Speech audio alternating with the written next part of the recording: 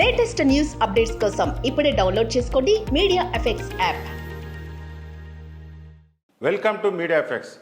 Big target పెట్టుకోవడం తేలికే, కానీ అనుకున్న లక్ష్యాన్ని చేరుకోవడం అనుకున్నంత ఈజీ కాదు. మంచి కథ కావాలి, దాన్ని సమర్థవంతంగా నడిపించే కెప్టెన్ కావాలి, కన్వీనియంట్ రిలీజ్ టైం ఉండాలి, ఇంకా ఎన్నెన్నో మరి అన్నిటిని దాటి 1000 కోట్ల కుంభస్థలాన్ని కొట్టడానికి క్యూలో మన ముందు 4 స్టార్ హీరోలు కనిపిస్తున్నారు. ఎవరి నీడ లేకుండా సొంతంగా ట్రయల్స్ వేస్తున్నారు. వీళ్ళలో ఈసారి నెగ్గుకొచ్చేదెవరు? ఓ సౌత్ డైరెక్టర్ 1000 కోట్లను దాటి 2000 కోట్లు చేరువైన సినిమాను తీసి చూపించారనే అరుదైన ఘనతను మూటగట్టుకున్నారు ఎస్ఎస్ రాజమౌళి. బాహుబలిని కట్టప్ప ఎందుకు చంపాడనే సెకండ్ పార్ట్కు కలెక్షన్ వర్షం కురిపించారు Jakkanna.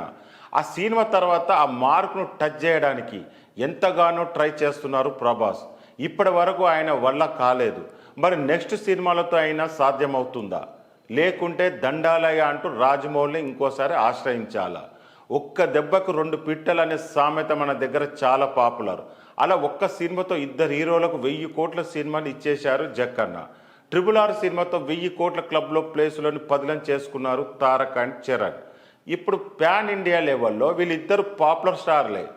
Mass of masses, mister NTR, global star mega Ram Charan. ఈ హీరోలు ఇద్దరి ముందు ఇప్పుడు ఉన్నది ఒకటే టార్గెట్.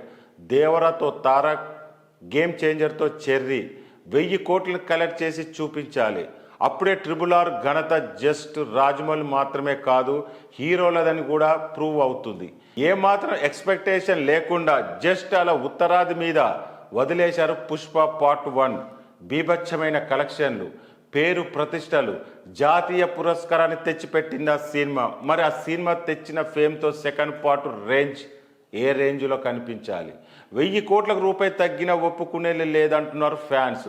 ఎలాగైనా 1000 crores క్లబ్లో పుష్ప 2తో ప్లేస్ని పదిలం చేసుకోవాలని బన్నీకి రిక్వెస్టులు పెడుతున్నారు అల్లు ఆర్మీ.